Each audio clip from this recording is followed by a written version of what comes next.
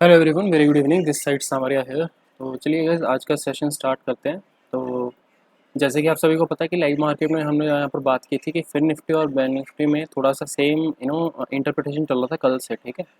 And 30 minutes के chart पर देखोगे तो मार्केट ने फिन निफ्टी ने कुछ नहीं किया था, राइट। करीबन 2 बजे के बाद ये मूव आया है, 2:15 के बाद। एंड जो फॉल आया है इस फॉल को भी मैं कंसिडर नहीं कर रहा हूँ अभी।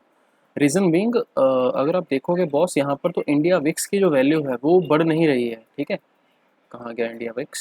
Okay, so you can see this thing, India VIX अभी भी लाइक 12.65 के आसपास है। और यही एक सबसे बड़ा रीज़न था कि एंड में जो फॉल आया है, स्टिल लाइक जो पुट्स के प्रीमियम है उतने इंक्रीज़ नहीं हुए हैं। मैं आपको चार्ट के ऊपर बड़ी तसल्ली से दिखाऊंगा एक बार। बट उससे पहले आप इस चीज़ को समझो कि यहाँ पर देखो, लाइक विक्स का ये जो पार्ट है ना, लाइक बहुत इंपॉर्टेंट है। यहाँ पर देखो ऊपर की साइड पर रिजेक्शंस आ रहे हैं, स्पाइक तो मार रहा है पर सस्टेनेबिलिटी नहीं हो रही है, ठीक है। तो जब तक विक्स हमारा एक बार इसके ऊपर नहीं निकलेगा तब तक ऑप्शन बाइंग में तो आप भूल जाओ कि लाइक मार्केट में उसमें कुछ अच्छा पैसा बनेगा। जिस हिसाब से मैं दिसंबर में या मार्च में या जनवरी में देखने को मिले थे फॉल, वो शायद अभी उसको हो सकता है टाइम लगे, मुझे नहीं पता कितना टाइम लगेगा, I can not time it out, ठीक है। बट जब तक हमारा विक्स इस रेंज के ऊपर निकलता नहीं है, ठीक है, तब तक थोड़ा सा कहना मुश्किल होगा कि वो चीज़ कब होगी, ठीक है। यही एक बहुत ही इंपॉर्टेंट रीज़न है जिसके कारण अगर मैं आपको दिखाऊं, यहाँ पर देखो हमने ये जो हैज लिया था बैंक निफ्टी का, मैं आपको दिखा देता हूँ। ये बैंक निफ्टी का हैज हमने लिया था कहीं पर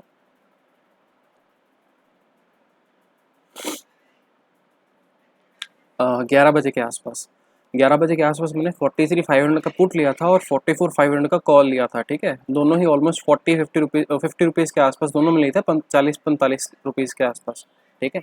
तो आप यहाँ पर देखो कि जिस हिसाब से एंड में कॉल में फॉल आया है, फ्रॉम 40 till 20, मतलब ऑलमोस्ट आधा हो गया है। उस हिसाब से इसमें इंक्रीमेंट नहीं हुआ है। चार्ट इतना सा देखकर तो आपको सभी को समझ लग ही रहा होगा कि कैंडल ऑफ कॉस्ट उस हिसाब से इंक्रीज नहीं हुई है, ठीक है। तो इसका सारा का सारा श्रेय जाता है विक्स भैया को, ठीक है, क्योंकि विक्स भैया यहाँ पर बढ़ने का नाम नहीं ले रहे हैं। एंड अगेन उसी कारण हमारी पुट्स में इंक्रीमेंट नहीं हो रही है उसके रीज़न से। एंड यही इसकी एक वजह थी। आज की जो हमारी फिन निफ्टी की भी हमारी हैज थी, मतलब पहले से उम्मीद थी मेरे को तो कि शायद ये ना चले, ठीक है। इसीलिए मैंने आपको स्टार्टिंग से सुबह ही बोला था कि बॉस आज अपनी जो क्वांटिटी है सिर्फ 60% के आसपास रखना।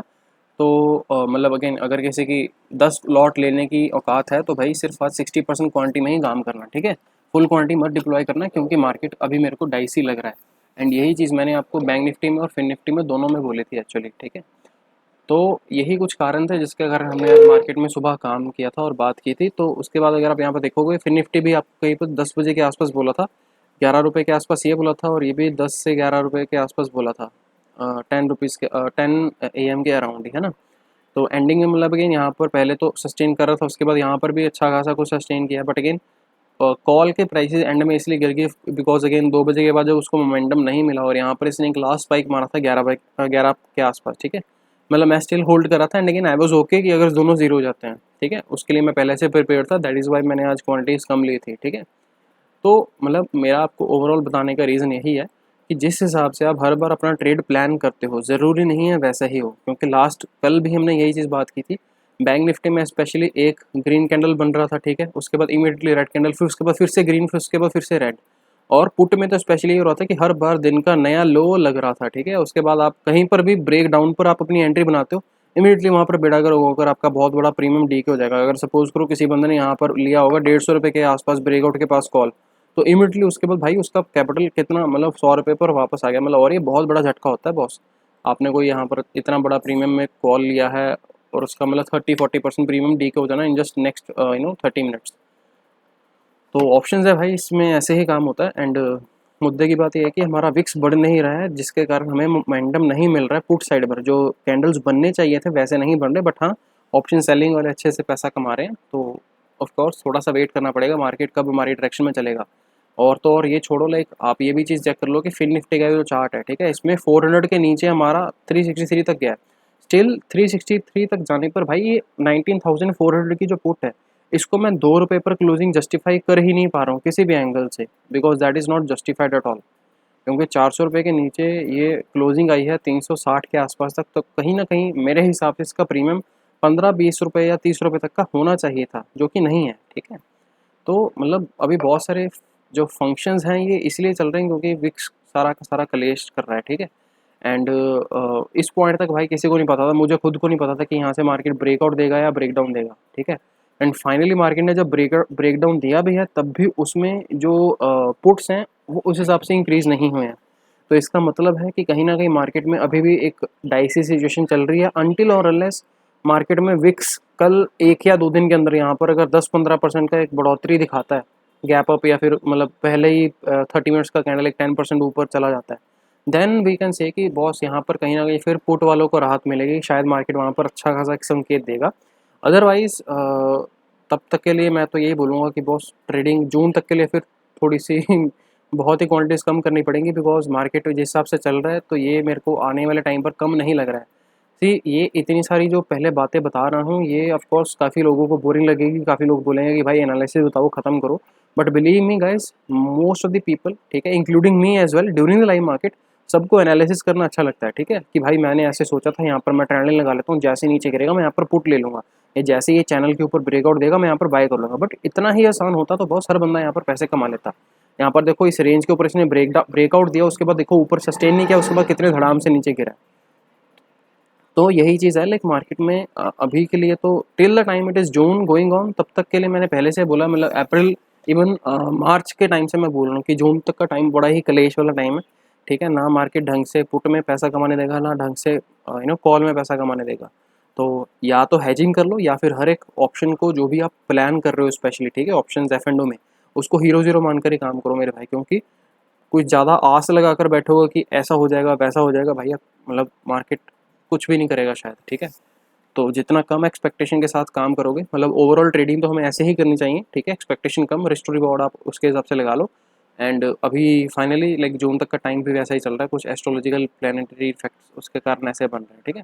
अभी चलो बात कर लेते हैं बैंक निफ्टी की, ठीक है। बैंक निफ्टी में भी ऑफ कोर्स मेरे को यहाँ पर था कि शायद ये ऊपर की तरफ ब्रेकआउट देता, बट अगेन जैसे जैसे नीचे आ रहा था, और ये वाला रेड कैंडल कहीं ना कहीं मेरे को पावर मतलब मेरा जो कॉल की साइड पर मेरा दिमाग था उसको उसने हिला दिया पूरा, जब इसने नीचे की तरफ ब्रेक डाउन दे दिया। बट अगेन उसके बाद ये वाला जो कैंडल बना है, आपको मैं एक चीज़ दिखा देता हूँ, इसका ये जो निफ्टी बैंक का यही वाला था कॉल, ठीक है। आप ये चीज़ दोनों में अंतर देखना, ये 30 मिनट्स का कैंडल कितना पावरफुल बना है, बेरिश, ठीक है। ऑफकोर्स ये कॉल का कैंडल है, तो ऑफकोर्स जो प्राइस नीचे गिरा तो काफ़ी बेरिश मारूबुजू कैंडल बना है, और सिमिलरली सेकेंड कैंडल भी उस हिसाब से बना है।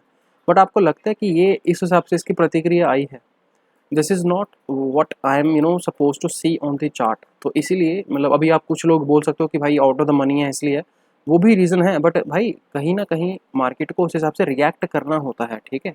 यहाँ पर भी देखो इतना बड़ा बुलिश कैंडल बना ना, उसके बाद बीरिश कैंडल बना ना, तो यहाँ पर ये चीज़ ऐसे क्यों नहीं हुई फिर यहाँ पर स्पॉट पर, जब ये चीज़ ऐसे हो रही है और ऑप्शन के चार्ट में वहाँ पर हो रही है, और आज क्यों नहीं हो रही फिर वो चीज़। तो ये सारे के सारे विक्स के पचड़े चल रहे हैं, ठीक है। इसमें डेल्टा गामा थीटा वीगा जो लगाना है जिसको लगाओ, ठीक है। But all I am saying is कि थोड़ा सा अभी क्लेश चल रहा है, ठीक है। As far as analysis is concern कि ये पूरा का पूरा एक रेजिस्टेंस का जोन है, ठीक है। जब तक हम 44,150 या 200 के ऊपर क्लोजिंग नहीं दे देते हैं प्रॉपर, और उसके ऊपर सस्टेन नहीं करने लग जाते, तब तक तो बुलिश भूल ही जाओ, ठीक है। एंड अगेन यहाँ पर अभी सिंपल सी चीज़ है, वही जो हर बार पहले से बोलकर जा रहा हूँ इतनी देर से, कि भाई ये ट्रेंड लाइन है, ठीक है। यहाँ पर बड़े मतलब इंपॉर्टेंट ट्रेंड लाइन है, जब तक इसके ऊपर है तब तक तो कुछ नहीं होगा इसका। और 850 का एक इंपॉर्टेंट लेवल भी है, लक्ष्मण रेखा उसको मैं बोल रहा हूँ, ठीक है। आई गेस मैंने ये चीज़ काफ़ी बार ग्रुप में भी डाली है, ठीक है। काफ़ी लोग उसको देख भी रहे होंगे। तो आज भी अगर आप देखोगे सीधा ही इसने 860 मतलब 10 रुपये के आसपास हमारा लेवल था, वहीं पर इसने ठप्पा खाकर एक क्लोजिंग कर दिया। अभी कल देखना इंपॉर्टेंट ये है कि कल ओपनिंग कहाँ से होगी। हाँ, मैं अपनी एक चीज़ बताता हूँ, मैं इस फॉल के कारण कल के लिए पुट नहीं लेकर गया हूँ, क्योंकि अगेन विक्स मेरे को थोड़ा सा डायलेमा में रख रहा था, दैट इज़ वाई मेरे को कॉन्फिडेंस और कन्विक्शन दोनों ही नहीं आ रहे थे, ठीक है। जिसके कारण मैंने यहाँ पर इसमें पुट अभी अगले दिन के लिए कैरी फॉरवर्ड नहीं करी है। बट हाँ, मेरे पास हैज पड़ा हुआ है, जो मेरे पास ये वाला हैज था ये मेरे पास पड़ा हुआ है, ठीक है। ये वाला और कहाँ गया, हाँ यार फिर से घूम गया, ये 43,500 का पुट और 44,500 का कॉल, तो ये हैज पड़ा हुआ है। स्टिल एक्सपेक्टिंग कि अगर गलती से कल मार्केट एक बड़ा एक गैप डाउन दे देता है तो चलो इसमें कहीं ना कहीं ब्रेक इवन या कुछ प्रॉफिटेबिलिटी धीरे हल्की सी हो सकती है, ठीक है। तो यही मेरा भी मानना है कि भाई यहाँ पर थोड़ा सा देख कर काम करो। ऐसा भी हो सकता है कि मार्केट कहीं ना कहीं कल गैप अप ओपन हो जाए, ठीक है, उसके बाद एक बार इसको दोबारा 44,000 के लेवल को टेस्ट करे फिर नीचे गए, इसकी भी पॉसिबिलिटी ज़्यादा है, ठीक है, पहले ही बोल रहा हूँ। क्यों? क्योंकि जब भी इस रेजिस्टेंस के आसपास आ रहा है तो मार्केट अगले दिन कुछ ना कुछ अतरंगी चीज़ें कर देता है, ठीक है। यहाँ पर देखो इस पॉइंट के आसपास हमारा कल भी मार्केट था, यहीं से बाउंस बैक आया और आज हम गैप अप ओपन हुए, उसके बाद धीरे धीरे ऊपर सरकते रहे और यहाँ पर कहीं ना कहीं मार्केट ने डबल टॉप बनाकर एक नेकलाइन का ये जो ब्रेकडाउन दिया है इसके नीचे तो सस्टेन कर रहा है।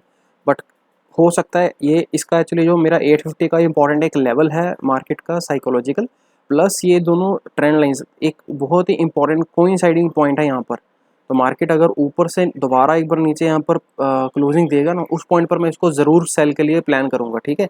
बट 850 के नीचे ही, ठीक है, एक बार फॉलो थ्रू आ लेने देना, उसके बाद ही पुट का प्लान करेंगे। और साथ में विक्स का ज़रूर ध्यान रखना मेरे भाई लोग, ठीक है, जो भी लोग ट्रेडिंग करते हैं।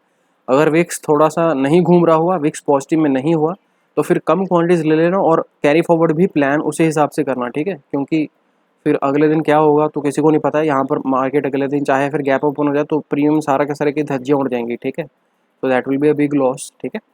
तो मेरा तो अभी यही मानना है कि जब तक ये ट्रेंड लाइन है तो और जब तक इसके नीचे क्लोजिंग नहीं देता, तो ऐसा भी हो सकता है कि कभी कभी मतलब मैंने ऐसा भी देखा जब इतनी देर से कंसोलिडेशन ऊपर की तरफ चल रही होती है ना, तो एक बहुत ही मैसिव गैप डाउन के साथ मार्केट देता है, मतलब ओपनिंग। यहाँ पर सपोज को कहीं बिग गैप डाउन के साथ ओपनिंग हुई और इसने ये 43,500 का लेवल एक ही झटके में नीचे काट दिया, जैसे मैं पहले बोल रहा हूँ। और वो उस केस में ही होगा जब हमारा विक्स सीधा ही 10-15% ऊपर खुलेगा, मतलब आपको दिख जाएगा, ठीक है। तो उस चीज़ का खास ख्याल रखना। अगर ऐसा हुआ तो ऑफकोर्स उस केस में तो मैसिव प्रॉफिटेबिलिटी हो जाएगी जो हैज हमने क्रिएट किया हुआ है, ठीक है। जो ये वाला कॉल होगा वो आपका ज़ीरो हो जाएगा, ठीक है। बट अगेन ये 40-50 वाला कॉल आपका चला जाएगा 100-150 आसपास कुछ चला जाएगा, ठीक है। तो वहाँ पर प्रॉफिट बुक करने की कोशिश कर लेना, ठीक है। अगर मैसिव यहाँ पर एक बहुत बड़ा बेरिश कैंडल बनता है, उसकी भी पॉसिबिलिटीज़ यहाँ पर दिख रही हैं।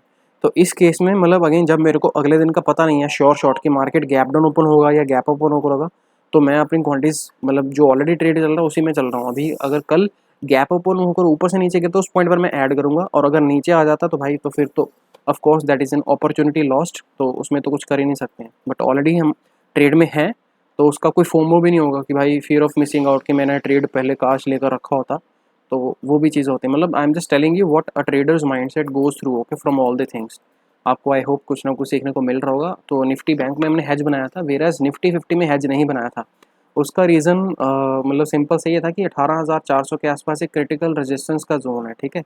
बैंक निफ्टी में भी है बट अगेन निफ्टी थोड़ा सा ज़्यादा वीक लग रहा था, ठीक है। और मतलब उसी के कारण मैंने आपको यहाँ पर क्लियरली बोल दिया था कि भाई मेरे को निफ्टी थोड़ा सा ज़्यादा वीक लग रहा है और इसीलिए मैं निफ्टी में हेजिंग नहीं ले रहा हूँ। And I am totally bearish in Nifty. 18,250 का पुट जो हमने लिया था ये आपको 11 बजे के आसपास ही मैंने बोल दिया था, ये 11 AM।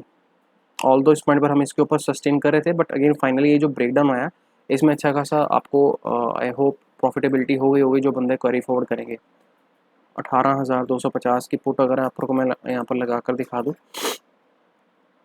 तो अगेन ये भी ज़्यादा ऊपर नहीं गया है। तो ये 11 बजे के आसपास आपको बोला था, उस टाइम पर इसका प्राइस 16-17 रुपये के आसपास था।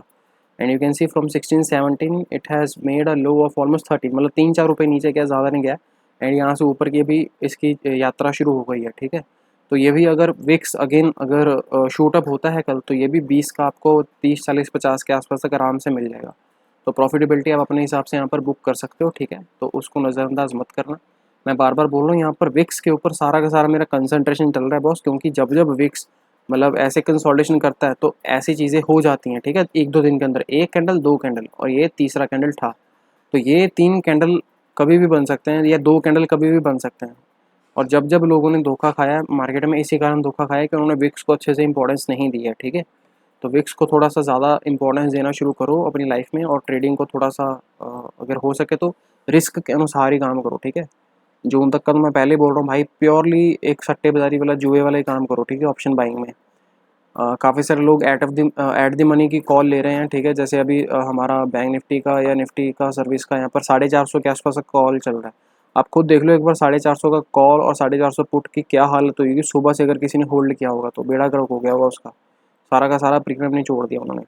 एंड सेम वे में 44,000 की पुट जो मैंने एक्चुअली 2-3 बार स्कैल्पिंग की थी, बहुत ही मतलब सिर टेंशन वाली चीज़ थी वो भाई। तो मैंने उसके बाद फिर हेज बनाकर सो गया था मैं खुद, और फाइनली जब आंखें खुली हैं तो स्टिल लॉस में चल रहा है, क्योंकि पुट उस हिसाब से बड़े नहीं है और कॉल में अच्छा खासा लॉस चल रहा है, ठीक है।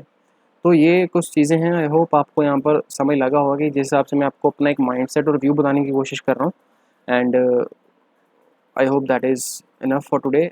बैंक निफ्टी में स्टिल हमने बात कर ली, ट्रेंड लाइन की वो चीज़ हो गई है, और निफ्टी का भी सेम टू सेम यही डिट्टो चीज़ चल रही है।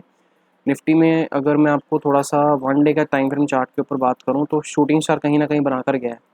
तो ज़रूरी नहीं है कि शूटिंग स्टार के बाद मार्केट गिरेगा ही गिरेगा। आपने काफ़ी बार पहले भी शूटिंग स्टार बनते हुए देखे होंगे यहाँ पर, और मार्केट ऊपर चला गया।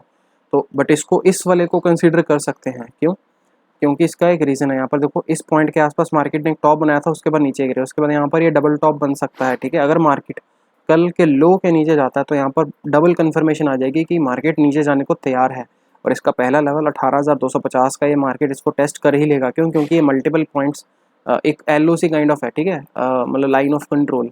तो इसीलिए मतलब निफ्टी में मैं थोड़ा सा ज़्यादा बीरिश था, एंड थोड़ा सा कॉन्फिडेंस निफ्टी में ज़्यादा आ रहा था instead of Bank Nifty and Fin Nifty. ठीक है, तो यहाँ पर अगर हम कल इसके लो के नीचे जाते हैं जो कि है 18,324, तो यहाँ पर आप इसको इसके नीचे शॉर्ट कर सकते हो। यहाँ पर कहीं पर 20-25 रुपये का स्टॉप लॉस डालकर इसको एट दी मनी में भी शॉर्ट कर सकते हो। ठीक है, या फ्यूचर शॉर्ट कर सकते हो, मतलब जो भी आपको जैसे काम करना है। 20-25 रुपये का स्टॉप लॉस रखना, ज़्यादा मत रखना। ठीक है, एंड यहाँ से मार्केट अगर नीचे जाता है then again you can be profitable, and यहाँ पर आप 250 रुपये का तक का टारगेट ले सकते हो। उसके बाद नीचे कितना जाएगा वो अभी कहना मतलब मेरे लिए इंपॉर्टेंट है कि बॉस यहाँ पर देखो, हर बार ज़रूरी नहीं कि एम पैटर्न बनाने के बाद मार्केट गिरे ही गिरे। ठीक है, यहाँ पर एम पैटर्न या डबल टॉप का पैटर्न बन रहा है, पर वो क्लोजिंग किस हिसाब से देता है? क्या इतना बड़ा बेरिश सिग्नल आता है, एक bullish marubozu candle, bearish marubozu candle बनती है, या फिर नीचे से जाकर ऐसे ठप्पा खाकर ऊपर आ जाता है? तो वो सारी की सारी चीज़ें मायने करती हैं। ठीक है, तो ये सारी की सारी चीज़ें कल एक बार क्लोजिंग देता है किस हिसाब से आती है। अगर अच्छे ढंग से क्लोजिंग आ जाती है then again we can plan out for the further thing, क्योंकि फिर मार्केट यहाँ पर ऐसे रुकेगा नहीं। यहाँ पर ये डबल टॉप बनाने के बाद मार्केट कहीं ना कहीं ये नेकलाइन के आसपास अगर इसके नीचे क्लोजिंग आती है तो फिर यहाँ से मार्केट ये आपको सीधा दर्शन कराएगा 17,800 के आसपास। ठीक है, और 18,000 टूटेगा ही टूटेगा फिर। तो इस चीज़ का थोड़ा सा ख्याल रखें, एंड आई होप आपको ये सारी की सारी चीज़ें समझ लगी हैं। Thank you so much for watching the video, and video को मैं यहीं पर समाप्त कर देता हूँ। एंड जस्ट एक लास्ट चीज़ जाने से पहले बात करूँगा कि ये आपने अदानी हिंदाल्को का हमने कल बात की थी, राइट? हिंदाल्को BTST में तो आज 405 से इसको लिया था, और आज 413 प्लस इसने हाई मारा है। तो आई होप आपको ये भी चीज़ समझ लग रही होगी। एंड वेदांता ने भी डिविडेंड दे दिया, मेरे ख्याल से 10 या 12 रुपये का डिविडेंड है इसका, 30 मई का है। तो जिसको लेना हुआ तो नीचे से अगर घूमेगा वेदांता तो वहाँ पर ले सकते हो। ठीक है, तो thank you so much, have a good day.